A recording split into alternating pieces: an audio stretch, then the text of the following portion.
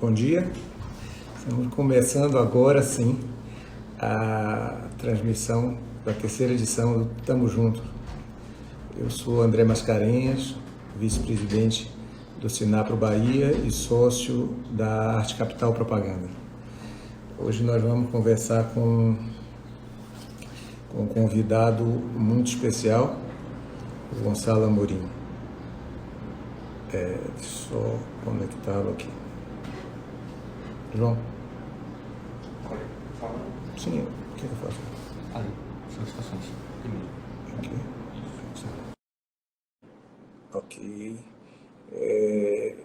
Para esse bate-papo com a gente hoje, esse convidado que é muito especial, o Gonçalo já lecionou inovação baseada em tecnologia e empreendedorismo em vários países, como Alemanha, Canadá, Portugal, Romênia. Também é membro do Conselho Consultivo de várias empresas de tecnologia, tendo orientado mais de 200 fundadores e equipes empresariais, startups, spin-ups de tecnologia. É um parceiro de negócios com uma visão diferenciada.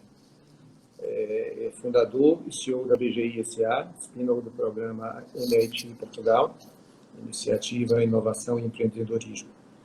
A BGI atua como uma aceleradora de tecnologia para startups, com base em propriedade intelectual e visando mercados globais, já facilitou a criação de quase 80 empreendimentos de alta tecnologia. Alavancou mais de 235 milhões de euros em financiamentos de diferentes fontes de capital e a criação de mais de 1.000 empregos altamente qualificados. Esse momento de transformação que nós vivemos, o primeiro nome que eu pensei para falar sobre tecnologia, inovação e mudança de comportamento tão necessária foi Gonçalo Amorim. Prazer, amigo. Bom dia. Como vai, André? Muito prazer, muito obrigado pelo convite. Aceito com muito prazer. Ok, muito bom.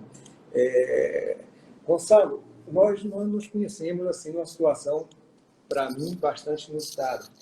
Eu sou um profissional da área de propaganda, na verdade sou um empresário, me dedico com muito amor à publicidade, mas tocamos outras empresas.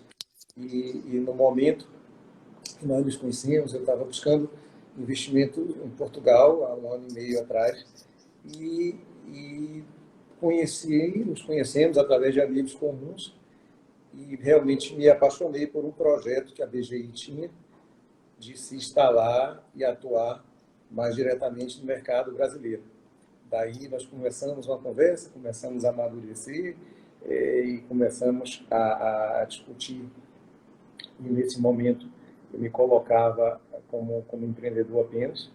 Daí nós evoluímos essa conversa e pensamos numa joint venture e nesse meio tempo aconteceu a mudança no mundo inteiro da Covid e nós tivemos que nos transformar muito rápido no nosso projeto e isso evoluiu para uma SPE e dessas adaptações todas e dessas evoluções todas surgiu um insight de convidá-lo para conversarmos aqui com esse público das agências, dos fornecedores, enfim, um canal de Sinapro. A minha ideia, Gonçalo, a princípio, é que a gente aborde como que essas novas tecnologias e as quebras de paradigma podem nos auxiliar e gerar uma sinergia no mercado global. Passamos todos, pela primeira vez, por uma dificuldade comum e precisamos nos unir para superá-la. Eu não vejo outro caminho. Como que você, que já atua no mercado global há algum tempo, e fomentando e incentivando negócios mais diversos, como que você enxerga essa situação? Muito bem. Excelente pergunta, André. Muito obrigado mais uma vez pelo convite. Espero que o som esteja bom. Estamos aqui em Lisboa, em Portugal. Hoje está um dia bem quente, quase, eu diria, baiano, né? André, efetivamente, neste último ano e meio, muita coisa mudou. E eu diria, nunca mais vamos voltar ao anterior normal. Vamos voltar a um normal diferente. Vamos evoluir muito. Mas eu julgo que, pelo menos na Europa, o sentimento É muito simples, é que muitas coisas vão ter de mudar nos nossos hábitos de vida, nas atividades empresariais, na forma como nos deslocamos para o emprego, como trabalhamos. Eu próprio estou agora num gabinete que preparei em casa, é o meu escritório, onde as crianças tocam música, etc. Foi transformado no meu gabinete, porque enquanto as coisas não voltarem ao normal, né? Estamos todos em regime bastante de teletrabalho. Um, esta transformação que vivemos, eu julgo que vai alavancar muito tecnologias que têm-se vindo a intensificar, mas de uma forma mais lenta até ao Covid, até esta pandemia ter acontecido. Havia um conjunto de transformações que já estavam a decorrer, mas que ainda eram, em certa forma, incipientes. Para algumas empresas era o seu modo de vida, estou-me a referir a empresas altamente digitalizadas, ao funcionamento na cloud, as reuniões, por exemplo, que hoje fazemos 3, 4, 5, 6, 7, 8 reuniões por dia, não presenciais, portanto, fazendo recurso a social media, a ferramentas de teletrabalho online, tem explodido para centenas de milhões de utilizadores recentemente, e nós temos de adaptar essa dependência muito maior, nomeadamente em redes digitais e em teletrabalho e em plataformas de tecnologia que passaram a ser obrigatórias, simplesmente obrigatórias, enquanto a situação não normalizar. Neste momento, na Europa, o que nós vemos é a evolução de uma pandemia, ou seja, de uma crise que foi eminentemente de saúde, de contaminação, de contenção, de isolamento social. Estamos já a assistir a uma abertura da economia. Portugal tem sido um bom exemplo no controle e nas medidas de contenção, mas estamos já todos preocupados com outro fator, que é quando é que ou como é que a economia começa outra vez a acelerar. E há muita gente em layoff, há muitos empregos que foram deslocalizados, eu não vou dizer destruídos, mas há muita empresa em layoff, nomeadamente em setores tradicionais, estou-me a referir à indústria automóvel, por exemplo, entre outras, que têm um impacto brutal na economia por via da diminuição da procura. Vários clientes estão a atrasar as suas encomendas, vários clientes que tinham eventos físicos, presenciais, estão a repensar esses eventos, se vale ou não vale a pena fazê-los, até que número é que é possível fazer de uma forma legal e saudável, quero dizer, do ponto de vista de saúde, até que ponto é que um evento é legal e também recomendável. Agora fala-se em eventos até 50 pessoas, mas eventualmente em várias salas. Portanto, tudo isto vai não só alterar, eu diria, a forma como nós atuamos, como também os meios que utilizamos e também, eventualmente, em alguns casos, em eventos que nós estamos a organizar em Lisboa para estudantes e participantes profissionais europeus, vamos procurar segregar ou separar os participantes em 3, 4 salas, quando na realidade só precisaríamos de uma antes do Covid. Portanto, em certa medida, eu diria que a procura de espaços é reduzida, porque há menos eventos, mas num pós-Covid vamos provavelmente durante algum tempo estar limitados ao número de participantes por perdão, ao número de participantes à densidade de participantes por metro quadrado. A nível de investimento, André, que foi a razão pela qual nós nos conhecemos, nós vemos nestas, e este é um ponto para mim muito interessante, porque eu sempre, enquanto engenheiro mecânico e de formação base e gestor hoje, fundador da BGI, CEO, temos dezenas de pessoas sob nossa responsabilidade, nós procuramos olhar para estas crises com grande sentido de oportunidade e em certa medida, com uma perspectiva otimista.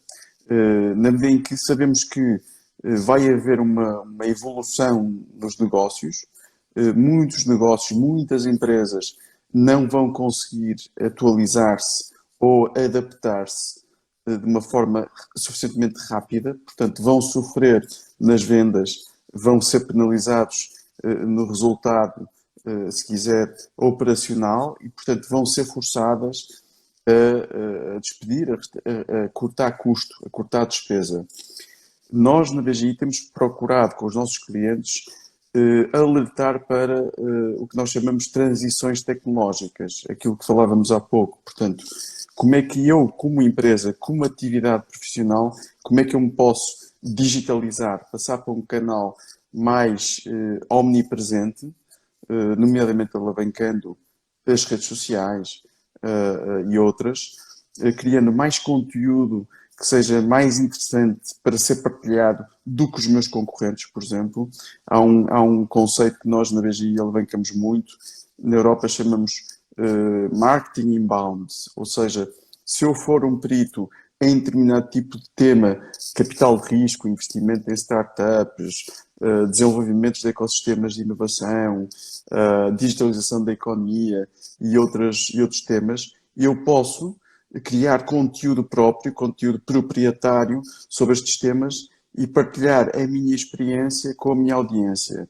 E isto nós chamamos, no fundo, o inbound marketing, que nos permite a cada uma das empresas ou dos peritos, funcionários destas empresas, colaboradores das empresas, diferenciar-se face a outros players.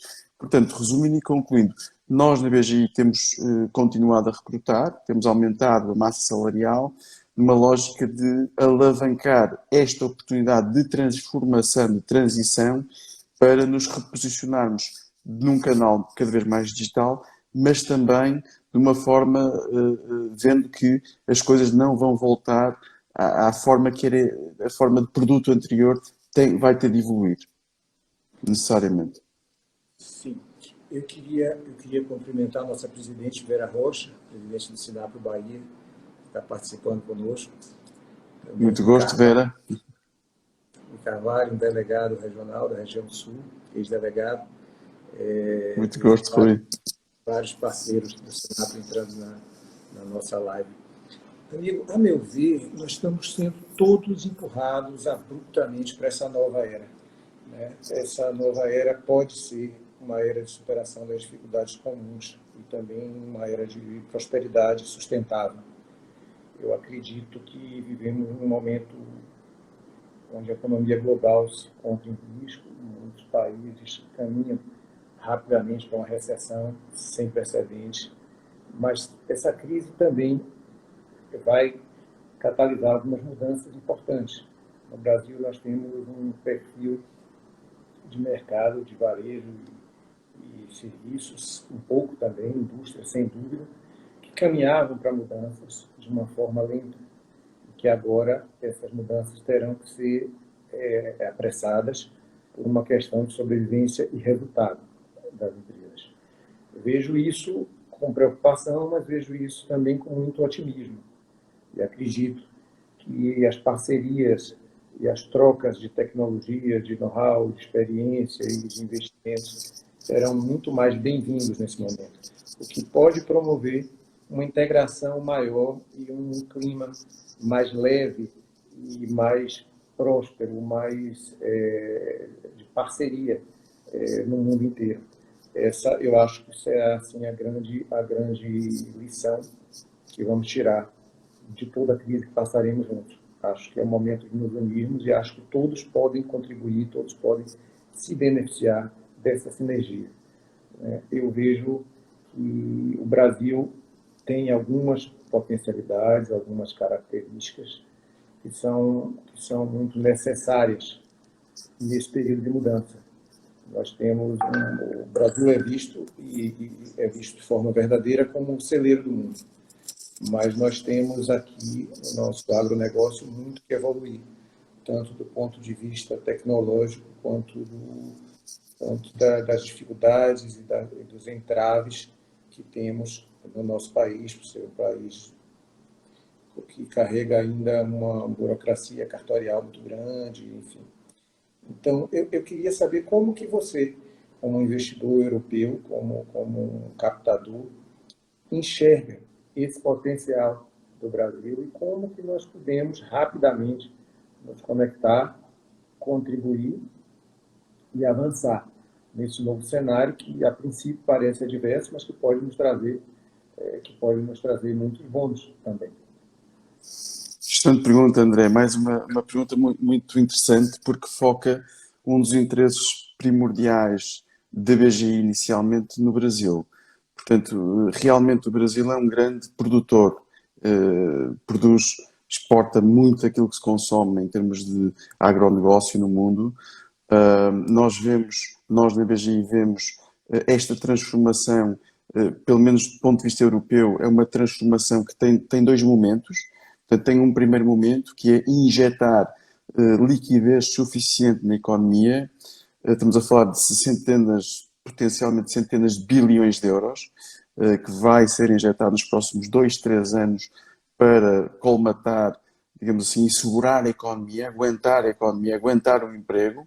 Mas a grande transição que nós vemos a nível de Comissão Europeia, que se pretende que seja no próximo programa quadro de financiamento, 23-27, será ao nível das transformações dos novos negócios, ou seja, que economia é que nós queremos, que funcionamento é que nós queremos, que tipo de negócio é que nós queremos para a próxima geração de 10, 20 anos em termos de atividade.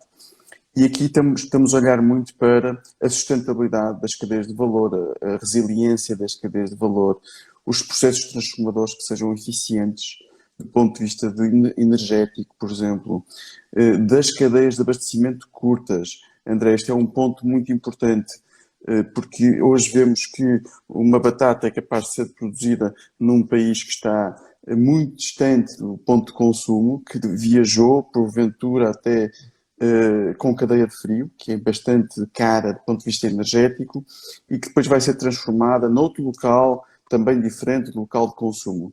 Portanto, em certa medida, no que nós vemos na Europa, vai ter de haver uma certa alteração na medida de despesa de recurso energético, recurso de viagem, recurso de transformação. O que isto quer dizer é que as empresas do agronegócio, por exemplo, vão ter de pensar como é que elas têm ou podem aproveitar estas transformações para agregar mais valor localmente. E, portanto, o conceito de pegada de viagem, pegada carbónica de viagem, o conceito ou a ideia de que será que nós podemos agregar mais valor à nossa transformação localmente? Como é que poderemos fazer isso? O André focou também 2 pontos que são fundamentais para esta transição, eu diria, especialmente no agronegócio, de que estamos agora a focar mais em particular. Uma delas é tecnologia, porque para acrescentar valor na cadeia, nós precisamos potencialmente de investimento em capital fixo, em novos equipamentos, e para isso precisaremos de tecnologia. E aí, a Europa, nós vemos muita, aliás, é conhecido, a tecnologia europeia enfim, muito boa, é eficaz, é eficiente. Muitas vezes o desafio que nós temos é na comercialização dessa tecnologia. O que é que isso quer dizer? Quer dizer que muitas vezes criamos coisas muito boas, mas depois não somos tão bons, somos muito focados tecnicamente no produto, mas não tão bons na comercialização, ou seja, no marketing, na comunicação, no canal de distribuição, no cliente. Portanto, um enfoque no cliente é o que nós, na Europa, temos muitas lacunas, contrariamente, por exemplo, em contraponto aos Estados Unidos. E nós, na BGI, funcionamos com um pé na Europa e com um pé nos Estados Unidos. E levamos todos os anos dezenas de promotores de startups e scale-ups para os Estados Unidos, para que eles ganhem esta capacidade de comunicar o seu produto, as valências e as vantagens do seu produto, de uma forma mais orientada ao cliente. E aqui, já agora, como o painel também foca muito os temas de propaganda, de publicidade, de comunicação, eu julgo que aqui, se nós conseguirmos nós europeus ou Europa identificar tecnologias que sejam úteis, por exemplo, ao agronegócio brasileiro, poderemos facultar este canal, esta ponte tecnológica, para depois ser endogenizada ou implementada por empresários do negócio, agronegócio, no Brasil, que possam também beneficiar a nível de margens e de colocação do seu produto transformado com maior valor acrescentado no mercado. Portanto, há um pouco estes dois lados. O lado da tecnologia, que é necessária para acrescentar valor da solução, da oferta, do produto, mas também a comunicação, portanto, emanciparem-se na cadeia de valor. O que nós vemos do nosso contacto quase mensal com empreendedores baianos é que efetivamente há uma cadeia de valor quase informal de pessoas que se conhecem há muito tempo, mas que não está de todo digitalizada. Nós temos de transformar esta cadeia com ferramentas, com marketplace online, temos de lhes dar um maior mundo, temos de lhes dar um maior canal de distribuição, um maior canal de venda. E esse é, obviamente, o trabalho que o André e os seus associados também fazem, não é? Sem dúvida. Uma coisa que eu sinto muita falta no Brasil, nós temos um povo muito criativo, o empresário brasileiro, o executivo brasileiro, sempre foi um dos nossos principais produtos de exportação. Eu acho que os brasileiros conseguem sair das soluções inusitadas. Isso você já tem um pouco de convívio conosco, deve ter percebido. Mas eu sinto falta, por exemplo, quando você vê uma integração nas universidades de estudantes do mundo inteiro, tanto na Europa, nos Estados Unidos, Canadá, enfim, e você consegue encontrar ali estudantes americanos, estudantes portugueses, estudantes ingleses, indianos, enfim, mas você não encontra muitos brasileiros, pelo menos não na proporção que deveríamos participar. Eu sinto falta desse intercâmbio nesse patamar, que nos geraria muita facilidade em estabelecer relações futuras e também que nos traria muita coisa positiva na troca de experiências. Sinto que esse momento pode também contribuir para que nós nos voltemos um pouco mais a um sistema de educação, principalmente um estímulo à questão vocacional dos nossos estudantes, quando têm que optar por uma profissão e eles precisariam de mais experiências, de mais intercâmbios, de mais experiências de vida. E isso nos traria não só ao Brasil como economia, mas digamos assim, a internacionalização, a integração dos brasileiros, de quanto eles podem contribuir com os mercados de fora. Eu sei que a DGI também tem sua origem muito focada nisso, né? Na educação e nas universidades e tal. Você enxerga, Gonçalo, também esse interesse das empresas de educação na Europa em criar essa sinergia nesse patamar também conosco, com os brasileiros? Sem dúvida. Nós, aliás, André, dando aqui um pouco de contexto como a BG surge de uma visão do então Ministro da Ciência, Educação e Ensino Superior, o professor Mariano Gago, que já faleceu, infelizmente. Faleceu muito cedo, muito novo, com cerca de 60 anos. Contudo, ele foi um visionário, porque percebeu, repare, que Portugal, André, não só está posicionado no extremo oriente da Europa, não é? Portanto, na ponta, não está junto ao centro de decisão. Nós temos de voar 3 horas de Lisboa, 2 horas e 40, temos de voar 3 horas para estarmos no centro da Europa, que é Bruxelas, portanto, na Bélgica. Portanto, Portugal está localizado não só longe do centro de decisão, como é um país com 10 milhões e meio de habitantes, portanto, é um 20º do Brasil, não é? Mas há 10 anos atrás, quando nós recuamos no paradigma que víamos de inovação e empreendedorismo, havia uma grande divisão, André, entre a universidade e a academia, não é? Portanto, a academia, os professorado, a investigação aplicada, era muito pouco relevante para a indústria. E havia uma espécie de divisão. Portanto, a indústria dizia, o mercado dizia, não é isto que eu preciso a nível de investigação, e a investigação dizia assim, eu não tenho empresários que me lancem desafios e retos interessantes para eu desenvolver.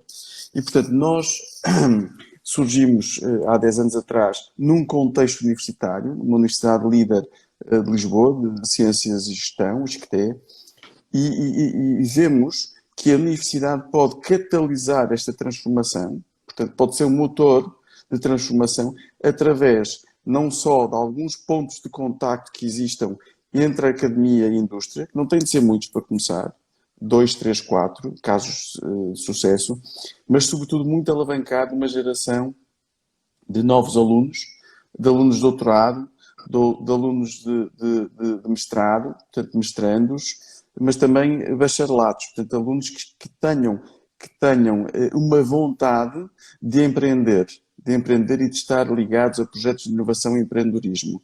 E foi assim que o Audax, por exemplo, nasceu no ISCTE para promover o empreendedorismo de base social, do qual eu também fui diretor não executivo durante vários anos e o nosso CFO foi fundador. Portanto, nós vimos que a transformação do caso português, onde não havia uma grande ligação, se quiser, as universidades tinham esta postura de costas voltadas para o mercado, para a indústria, e o mercado também tinha esta quesilha, portanto, esta resistência. Hoje em Portugal, não há graduados que cheguem, André, para alimentar determinados setores da economia. Estou-me a referir a tendências de software, inteligência artificial, reconhecimento de voz, imagem, tudo que é matemática, tudo que é engenharias. Hoje, as startups competem, as novas empresas emergentes, competem não só em salário, em vencimento, portanto, em remuneração, com as grandes, que nós chamamos as Big Four, KPMG, Deloitte, as grandes consultoras, competem, portanto, por talento, coisa que não existia há 10 anos atrás. Uma grande empresa chegava à universidade e dizia: Sr. Professor, eu preciso dos seus melhores 6 alunos. E não havia discussão possível. E o que eu pago é isto, o que eu estou disposto a pagar é isto, muitas vezes abaixo do preço do mercado, porque, em certa medida, aproveitavam-se da sua marca para recrutar barato. Hoje não.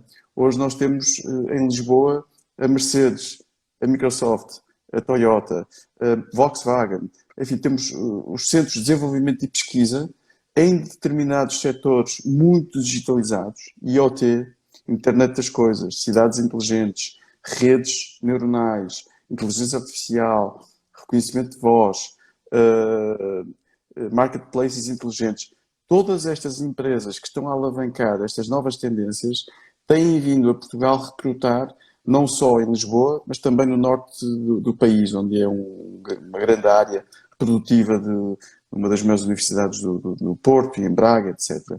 Portanto, hoje essa questão de divisão entre o setor académico, entre um aluno encontrar uma boa empresa, um recém-licenciado encontrar uma boa empresa, hoje eles podem se dar ao luxo de ter 2, 3, 4 propostas. Hoje há um nível de capilaridade muito grande de absorção na economia e isto não era a realidade há 10 anos atrás. Portanto, André, estamos a falar de uma realidade, aliás, 2, 3 anos atrás começou a ser até a haver escassez de determinado tipo de oferta, determinado tipo de recém-licenciados. E hoje as universidades estão tendo de se adaptar. A oferta formativa está a ser mais lenta, em certa medida, do que aquilo que deveria ser. Ou seja, o desafio hoje é às universidades terem a capacidade de projetar quais vão ser as competências que eu vou ter de formar como produtor de conhecimento, quais são as grandes áreas, os grandes temas que eu vou ter de criar mais vaga, mais capacidade para responder às necessidades do mercado daqui a 2 ou 3 anos. Hoje há muito este debate em Portugal da capacidade das universidades de se adaptar a esta nova realidade de que, de facto, são produtores de conhecimento, são formadores de competências. E, em alguns casos, poderão estar a abrandar um pouco o desenvolvimento económico, ou não estarmos tão avançados, ou a sermos tão rápidos na produção do conhecimento e também dos recém-licenciados, doutorados e áreas científicas, quanto as empresas necessitam. O que é que isto leva? Se a oferta for inferior à procura, André, leva a um aumento de preços. E hoje vemos, por exemplo, um recém-licenciado na áreas de computação, que muitos deles também são brasileiros em Portugal, e são excelentes pessoas, são excelentes profissionais, leva que um recém-licenciado pode vir a oferir, logo desde a sua entrada no mercado, numa destas empresas em Portugal, 2, 3 mil euros. Portanto, estamos a falar 2, 3, cerca de 12 mil a 16 mil reais por mês. Portanto, esta inflação dos valores de mercado são derivados precisamente de um excesso de procura face à oferta. Portanto, eu imagino que o mesmo, traçando agora um paralelo, seja importante para o Brasil e eventualmente explotar talento nesta fase, para que estes engenheiros, estes quadros, estas pessoas possam aprender, possam beber do melhor que há a nível de empresas espalhadas pelo mundo. Mas eu vivi 12 anos fora da minha vida, em Inglaterra, na Bélgica, etc. E, portanto, sempre fui da opinião que nós voltamos sempre à nossa casa. Se houver forma, se houver emprego, se houver condições económicas, e a vontade de voltar, não precisamos olhar só economicamente. A vontade de voltar ao país, à terra natal, é muito grande. Foi o que aconteceu comigo. E hoje sou empreendedor, tendo passado por grandes empresas, Hewlett-Packard, entre outras, multinacionais e maiores empresas de grupos empresariais portugueses. Mas, efetivamente, é muito bom esta interdisciplinaridade, estas viagens, estas experiências internacionais. No caso português, foi o que permitiu este boom, porque havia cerca de 1 milhão de recém-licenciados e profissionais espalhados pela Europa fora e pelo mundo fora, que à medida que a economia foi avançando e estas multinacionais se foram estabelecendo, estas startups de Silicon Valley se foram estabelecendo também em Portugal como hubs de desenvolvimento económico, André, nós vimos que elas foram capazes de repatriar talentos que estavam espalhados, neste caso portugueses e de outras nacionalidades, em Portugal. E eu acredito que o mesmo se vai passar no Brasil. Portanto, que à medida que esta retoma pós-Covid, obviamente todos nós estamos focados na pandemia ainda, muito nos efeitos económicos, mas nós na BGI procuramos estar sempre um pouquinho à frente da curva, para que a onda não passe e traçando aqui uma analogia com o surf, e não percamos a vaga, não é? Você me convenceu a embarcar nesse investimento, nesse momento de desaceleração. E eu acredito muito nisso também. É verdade, sou muito otimista. Nós temos, inclusive, uma pergunta muito interessante de Vera Rocha, nossa presidente, sobre esse assunto. Vera pergunta assim: o Estado devia investir para gerar liquidez, mas se o governo não enxergar assim, a iniciativa privada terá fôlego para isso? Isso é uma pergunta muito interessante. A meu ver, nós caminhamos para sair juntos, superar juntos as dificuldades econômicas criadas pela pandemia, e eu não vejo uma forma de que isso aconteça no médio prazo, pelo menos, curto e médio prazo, se não for feito um esforço conjunto dos investimentos e das facilidades que o governo pode gerar, e, ao mesmo tempo, o know-how e o investimento da iniciativa privada. Acredito que seja esse um bom caminho. Na sua opinião, Gonçalo, essa visão e essa necessidade, ela é global ou ela realmente é maior nos países emergentes como nós? É uma pergunta difícil, André, mas eu diria que, em certa medida, estamos a começar agora a ver algumas estatísticas concretas de perda de emprego, que setores é que estão sofrendo mais e que setores é que vão ter de ser auxiliados. E eu separaria aqui 2 tipos de auxílio. Aquele auxílio puro e duro estatal, vou dar um exemplo. A TAP, a empresa aérea portuguesa, a Air France, a Lufthansa, Portanto, todas as empresas nacionais de voos, que operavam voos, enfim, os principais europeus, nós vimos recentemente que 90% desta procura para voar desapareceu. E, portanto, nós temos de tomar aqui uma decisão enquanto Estados, seja em vias de desenvolvimento, sejam mais ricos, mais pobres, que iniciativas é que nós vamos ter de suportar, financiar, numa lógica pós-Covid, recuperação económica, porque consideramos que são setores estratégicos.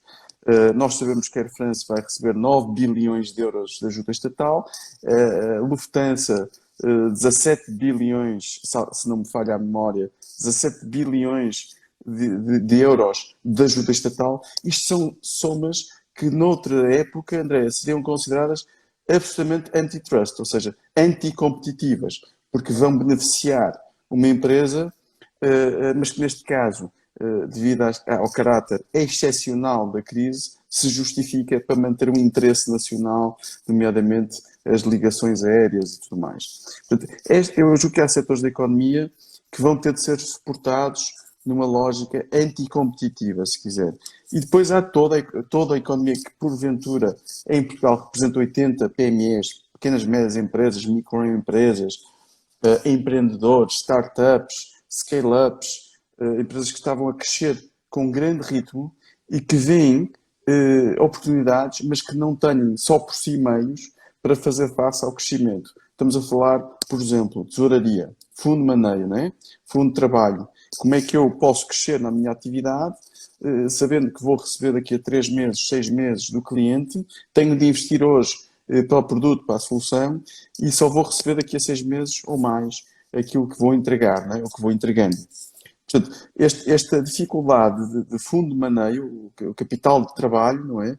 Eu vejo que é necessário, e em Portugal, pelo menos, houve um esforço grande do governo para libertar estas linhas de crédito rapidamente e em condições, eu vou dizer, interessantes, com Euribor na Europa, contrariamente à Selic, está negativa.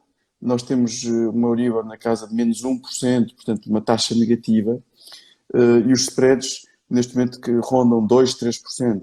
Portanto, nunca houve melhor altura para as empresas privadas, sejam elas pequenas, médias ou grandes empresas, para investirem ou fazerem aquele investimento se efetivamente virem uma oportunidade de negócio. Agora, aquelas que estejam já sem um business plan, sem um propósito muito claro, os bancos têm sido, em Portugal pelo menos, e noutros países europeus, têm sido criteriosos na atribuição destas verbas. Ou seja, se for só injetar dinheiro na empresa sem uma linha ou uma linha condutora, uma perspectiva económica futura, apropriar 10 novos clientes ou 20 novos clientes ou entrar num novo setor de mercado, eu julgo que vai ser mais difícil.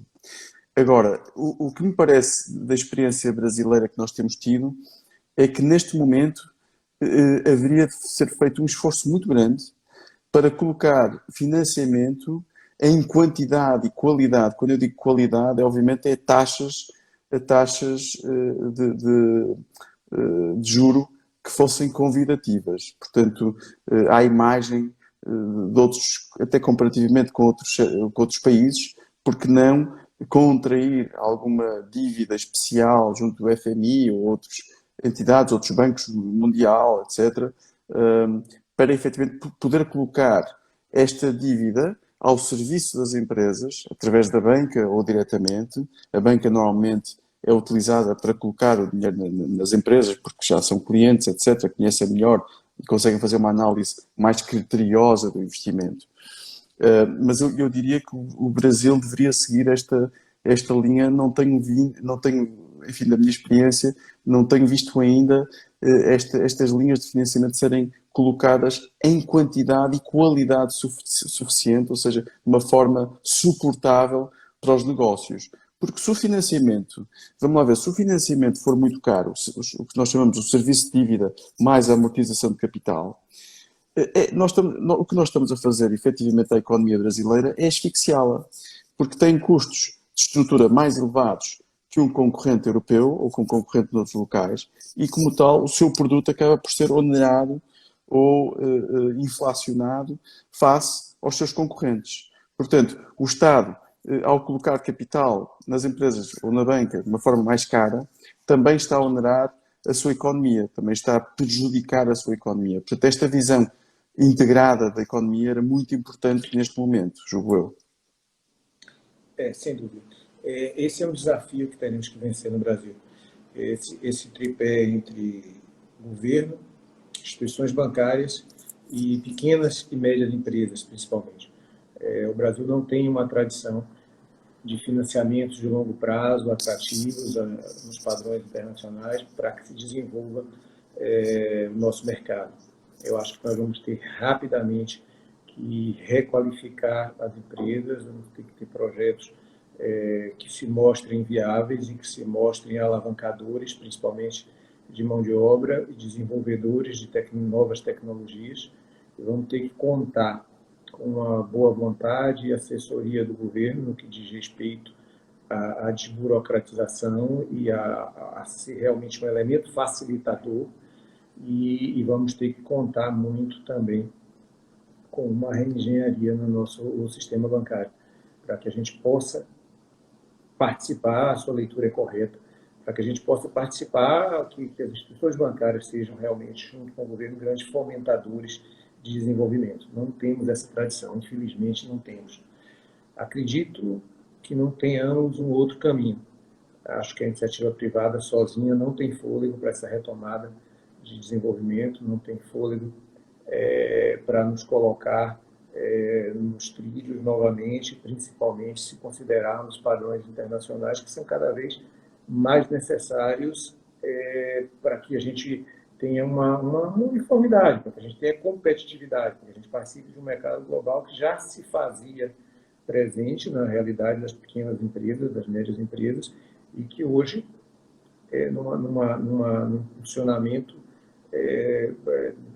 de uma situação pós-Covid, realmente vai nos obrigar a ser mais céleres nessas mudanças.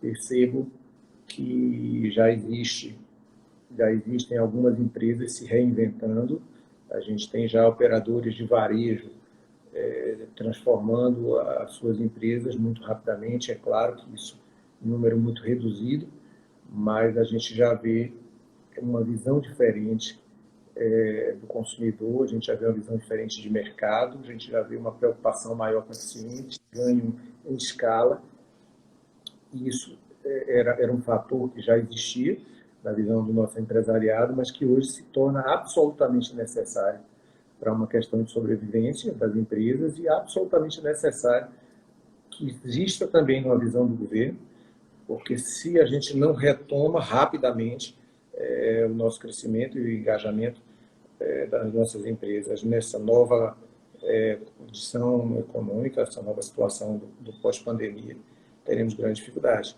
O Brasil vai superá-la, sem dúvida, tem um potencial gigante, mas é preciso que esse tripé, governo, instituições bancárias e iniciativa privada, se alinhem muito rapidamente, enxerguem as mudanças muito rapidamente e caminhem nesse sentido. André, se me permite só aqui uma deixa final, poderia ter referido há pouco, mas entretanto passou-me. Uma das ferramentas que eventualmente poderá ser útil explorar com mais agressividade comercial será as PPPs, André, porque as parcerias público-privadas permitem precisamente esta alavancagem que estava a dizer. Tipicamente na Europa temos um rácio de 1 euro de investimento público para 1 euro de investimento privado. E o que isto permite alinhar é as duas partes, não é? Portanto, o público sabe que há um parceiro privado, ou vários, ou um consórcio, interessado no desenvolvimento.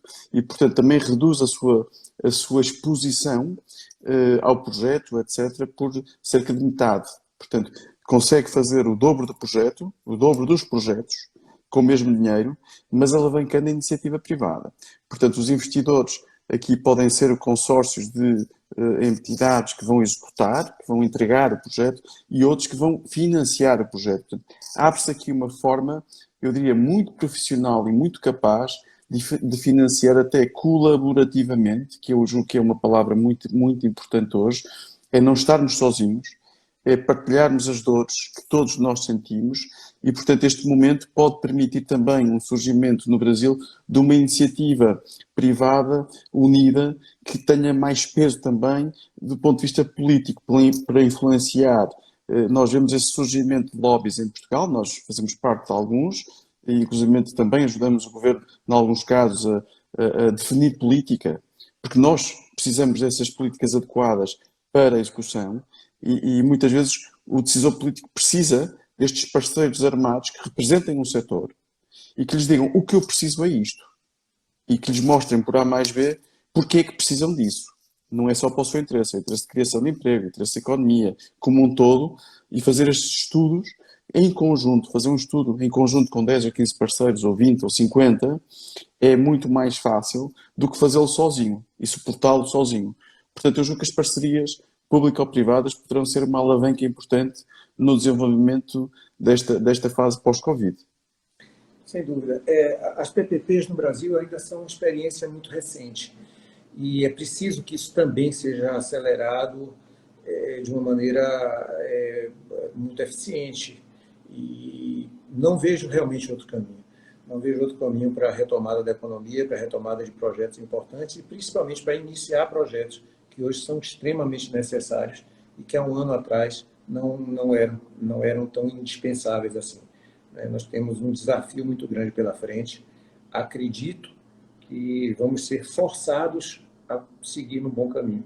Acredito que vamos começar a construir no Brasil essa realidade das parcerias público-privadas. Esse vai ser um grande vetor de crescimento e de retomada da nossa economia. Acho que realmente não temos fôlego nem no governo, nem na iniciativa privada, e não temos competência individualmente para trocar uma situação como essa e nos recolocarmos nos trilhos e ocuparmos no cenário internacional um espaço que o Brasil tem total condição, total potencial e vocação para ocupar.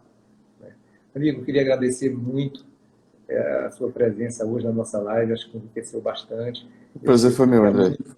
Eu queria muito ampliar esse universo de discussão nosso e acho que você contribuiu muito. Obrigado. Você esteve conosco aqui, teve uma experiência, uma aventura no Brasil do Covid. Né? É verdade, é verdade. Chegamos a andar de máscara e foi um período muito interessante. Uma viagem de 2 semanas que se transformou em 2 meses. Pois é, 15 dias em Praia do Forte, ilhado, repatriado para Portugal. Exatamente. Mas não tenha dúvida que tiraremos disso um grande, longo e proveitoso futuro. Sem dúvida. Queria agradecer também as pessoas que participaram conosco dessa live, as perguntas. Infelizmente, não conseguimos colocar todas. E no próximo dia 2 de junho, nós teremos aqui a 4ª edição do Tamo Juntos, com o nosso delegado regional do Extremo Sul, Emerson Campos, que terá como convidado Carlos Martinelli, presidente da ABCOP, Associação Brasileira dos Consultores Políticos, e abordarão aqui o tema do marketing político no pós-Covid. Muito obrigado a todos. Acho que foi muito, muito proveitoso esse nosso papo. Muito obrigado. A economia brasileira é resiliente e vai conseguir, André. Os empreendedores são de facto o melhor que há. Tenho visto. Estou seguro disso. Faremos esse trabalho juntos. Felicidades para todos. Muito obrigado pelo convite. Graças a todos.